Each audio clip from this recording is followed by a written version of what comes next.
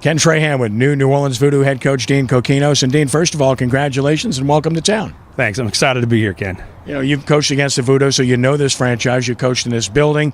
Since they've come back after the league dissolved for a year, they've had 4 losing seasons, and attendance has decreased. So with that in mind, what do you see that makes you think this is an attractive franchise? Well, I see opportunity. I think first, in the state of Louisiana itself, I could go out and find 35 players that can go out and compete right now. It's a talent-rich region.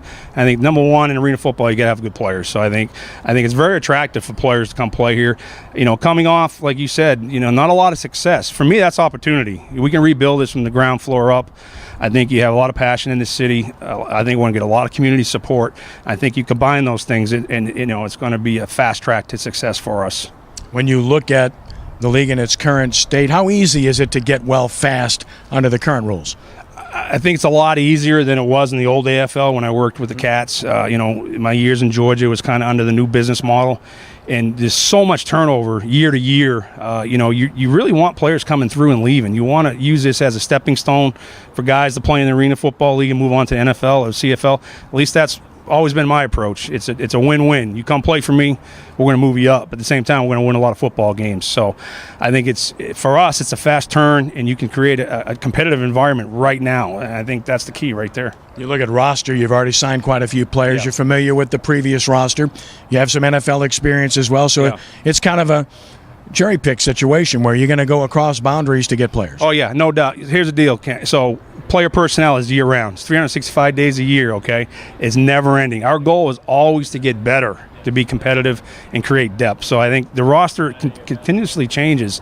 I think, you go as you approach camp, you have 35 players come into camp, and you move and you add and subtract. By game 2, your roster looks different going into the second quarter of the season, and as you go mid-season, you start to form your team. So I think it's a journey. It's a step-by-step process to get to the team we want, and it's usually about mid-season we really start to take off. So it's going to be a long process. With the model of the league now and the pay, it's always good to have local players because they're tied to the community and they're likely not going anywhere as a result. I know there will be a focal point there, a focus on that, right? No doubt, and that goes back to the start of this conversation.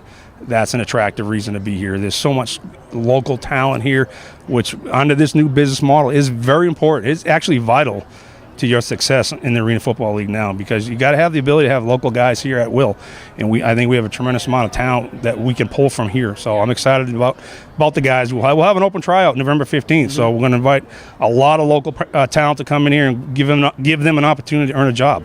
And I guess finally, the whole concept now is to convince the fan base out there that has been here previously, but maybe hasn't been more recently, that it's a new start. It's a totally new look from top to bottom in this organization. Yeah, I think it's a culture change for us. I think that's important, and I touched on it earlier. It's about winning every day and changing the mindset of the from the franchise from top to bottom, and creating a culture that's about winning all the time, competing all the time. And I think, one of the things that Dan and I spoke about was going back to the original uniforms, where our fan base identifies with the original colors, coordination. And we're going to go back and we're going to restart this thing again and do it right from day one. Dean, thank you. Best of luck to you. Thanks, Ken.